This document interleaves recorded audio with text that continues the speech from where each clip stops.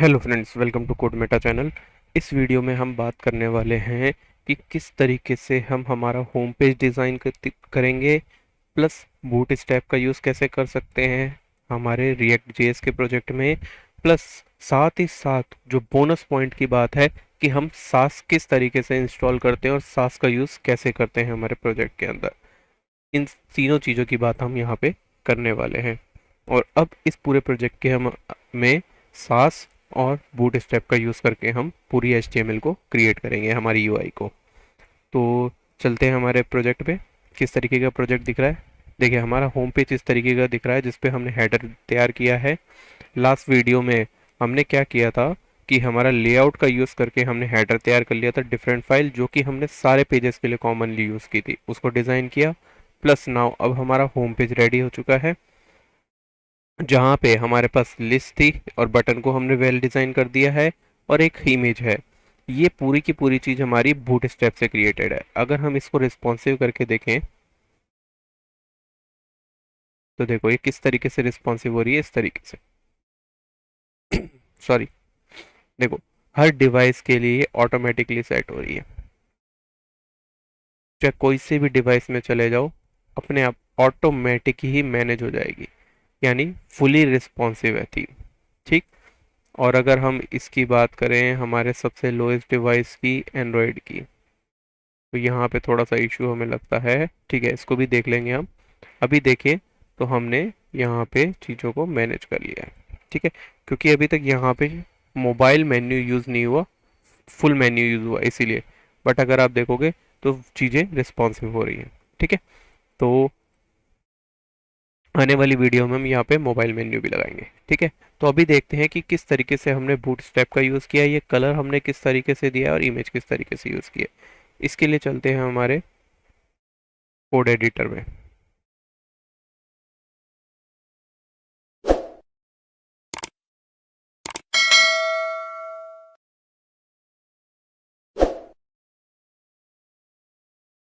यहाँ पे आने के बाद सबसे पहले हम क्या करते हैं कि हमें ये करना है कि हम बूट स्ट्रैप को इंस्टॉल करना है हमें। तो बूट स्ट्रैप को इंस्टॉल करने के लिए क्या करेंगे हम यहाँ पे लिखेंगे npm install react dash bootstrap और bootstrap दोनों, यानी जो react की bootstrap है वो भी इंस्टॉल करेंगे और जो नॉर्मल bootstrap होती है उसको भी इंस्टॉल करेंगे, क्योंकि विदाउट bootstrap के, नॉर्मल bootstrap के react bootstrap वर्क ही नहीं करेगी। ठीक है। सेकंड पॉइंट कि अब क्या करना है हमें, सपोज सास इंस्टॉल करनी है, क्योंकि हमारे प्रोजेक्ट में सास भी आप देख रहे होगे लेफ्ट साइड के अंदर। अब तो सास को इंस्टॉल करने के लिए, रिएक्ट में चलाने के लिए हमें क्या करना पड़ता है, सास इंस्टॉल करनी पड़ती है, पैकेज इंस्टॉल करना पड़ता है। क्या होता है? npm इंस्टॉल सास। ठीक है, npm इंस्टॉल सास करते ही अब क्या करेगा, ये प्रोजेक्ट हमारा सास के लिए कंपेटेबल हो जाएगा, अपने आप कंपाइल होगा और उसको कन्वर्ट करके css में कन्वर्ट करेगा। ये सारी चीज़ें करेगा अब ये प्रोजेक्ट। ठीक है, नाउ अब करते क्या है, जैसे ही हमारी ये चीज़ें इंस्टॉल हो गई उसके बाद चलते हैं हम हमारे ऐप डॉट जेएस के अंदर। ठीक, ऐप डॉट जेएस में आने के बाद में आप देखोगे कि यहाँ पे ये लाइन कमेंटेड है। ठीक है, तो जो बूट स्ट्रैप होती है हम उसको किस तरीके से इंपोर्ट कर सकते हैं डॉट जेएस के अंदर। इंपोर्ट और बूट स्ट्रैप की जो min dot C S S होती है उसको ऐड कर सकते हैं। ठीक है, तो इस तरीके से हम बूट स्ट्रैप को हमारी जेएस फाइल में ऐड कर देंगे।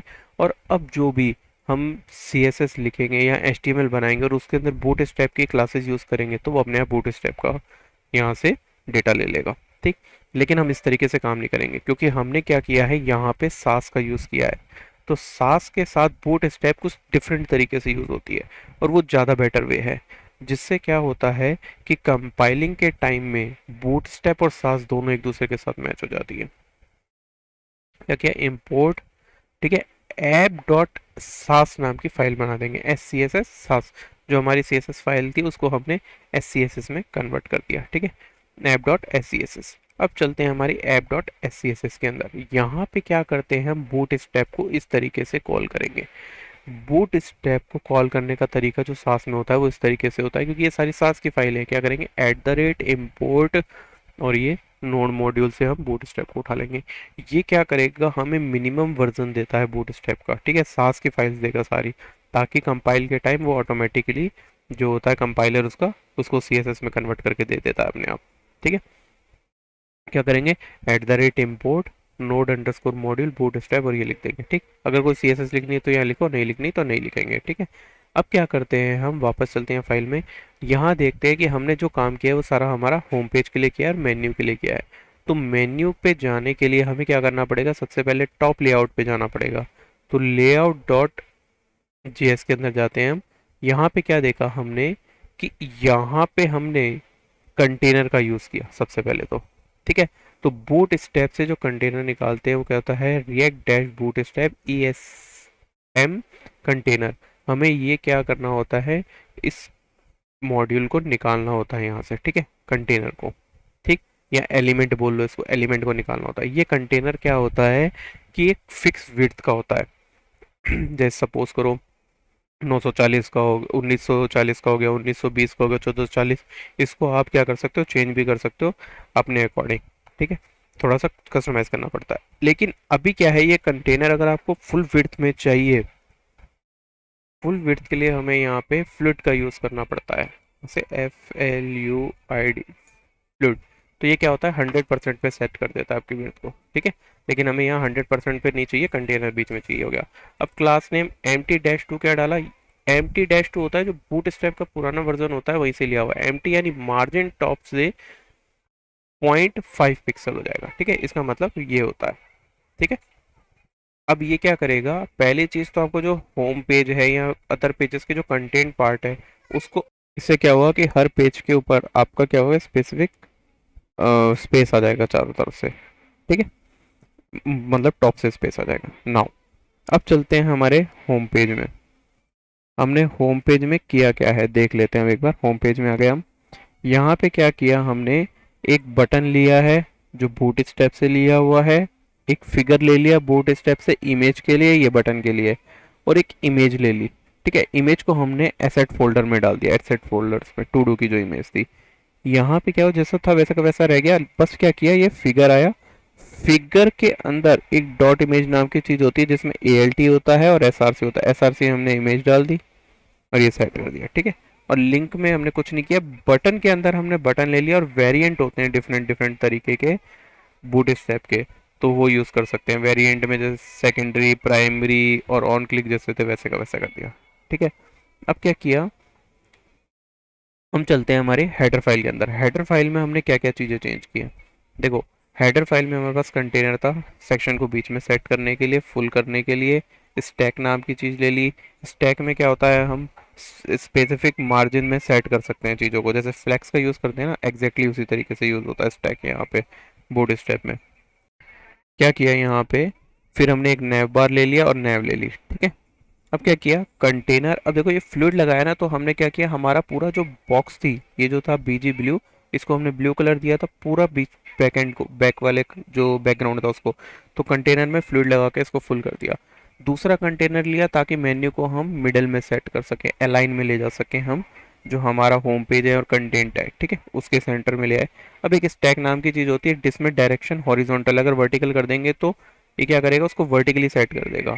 जो भी चीज़ लिखोगे आप वर्टिकली आएगी, और हॉरिजॉन्टल करोगे तो हॉरिजॉन्टली चलेगी। गैप 3 यानी सबके बीच में गैप 3 3 का आ गया। ठीक, नैव बार में यहाँ पे ब्रांड ले लिया। ठीक है, ये ब्रांड होता है, नैव बार होता है जो बूट स्ट्रैप का वही यूज़ किया हुआ है यहाँ पे। उसके अंदर नैव लिंक ले लिया, जो इसके लिंक होते हैं उसको हटा देते हैं बूट स्ट्रैप के, वो किसी काम के नहीं है हमारे यहाँ पे रिएक्ट के अंदर, क्योंकि चलेंगे नहीं, वहाँ पे HREF होता है, तो हमें नैव, इसमें रिएक्ट का यूज़ करना होता है नैव लिंक। ठीक है, और उसमें एक्टिव क्लास लगा दी। टेक्स्ट वाइट क्या करेगा, बूट स्ट्रैप की क्लास है जो कि टेक्स्ट को वाइट करता है। ठीक है, इसलिए यूज़ कर ली। PX2 होता है पिक्सल हॉरिजॉन्टली, यानी लेफ्ट और राइट से पिक्सल सेट करेगा। इसके बाद अभी कर लेंगे, हम दिखा देंगे अभी किस तरीके से क्या चीज़ होती है। बाकी ये बूट स्टेप है, आपको बूट स्टेप आनी चाहिए नॉर्मल वाली।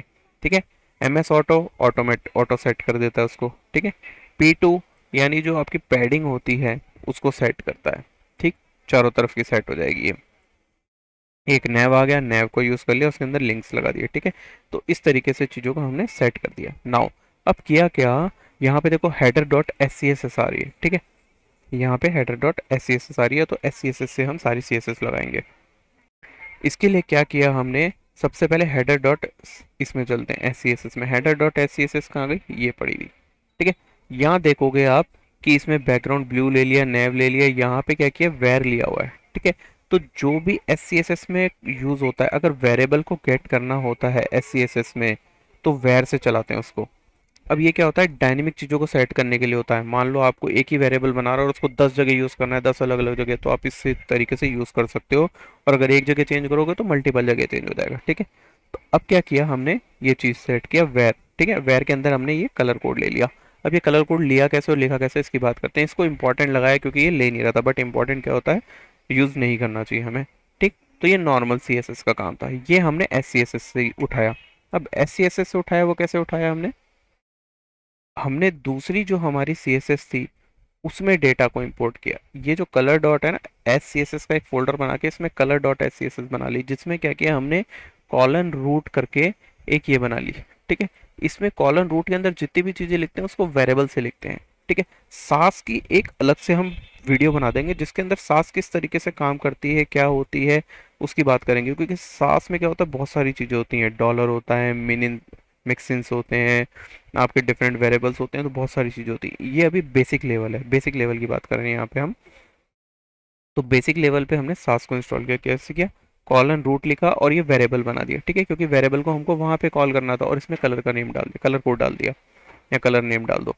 ठीक, अब क्या किया कि इस कलर कोड को हमको क्या करना है, header dot C S S में कॉल करना है।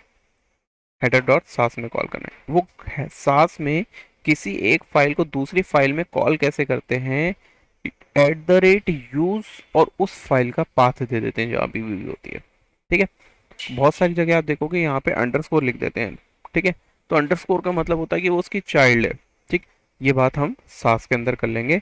और अगर आपने हमारी प्रीवियस वीडियो देखी हुई है जहाँ पे सास को लेके स्पेसिफिक काम किया हुआ है एक प्रोजेक्ट के अंदर, तो वहाँ पे कंप्लीटली चीज़ों को बताया हुआ है कि सास कैसे बनती है, क्या सास में मिक्स इन क्या है।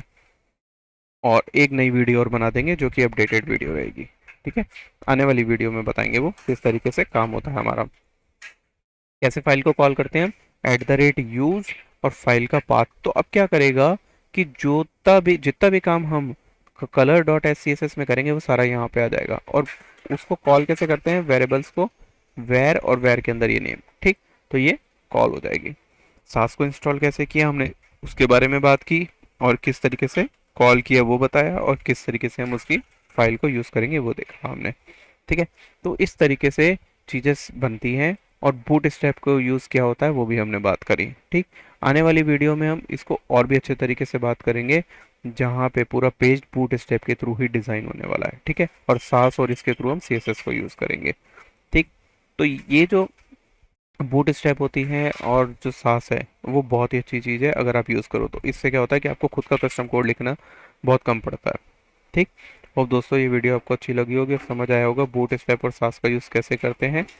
और एक बार हम एक बार वापस से ब्राउज़र में चलते हैं, जहाँ पे हम ये देख लेते हैं कि किस तरीके से हम, जो हमारी बूट स्ट्रैप होती है वो काम करती है। ठीक है, तो देखो ये रिएक्ट बूट स्ट्रैप है जहाँ पे आप किसको इस तरीके से इंस्टॉल करते हो, ये बात करी थी हमने। उसके बाद क्या करते हैं कि हम इसको CSS में इस तरीके से इंपोर्ट कर लेते हैं। ठीक, तो ये JS फाइल के अंदर इंपोर्ट होती है एक्चुअल CSS। ठीक है, लेकिन अगर हमें सास में इंस्टॉल करनी है तो हमें क्या करना होता है, जिस भी फाइल में हम हैं उसके अंदर इसको इस तरीके से इंपोर्ट लगा सकते हैं बूट स्ट्रैप को ओनली। लेकिन रिएक्ट का हमने बात करी वो किस तरीके से, वो डिफरेंट तरीके से थी।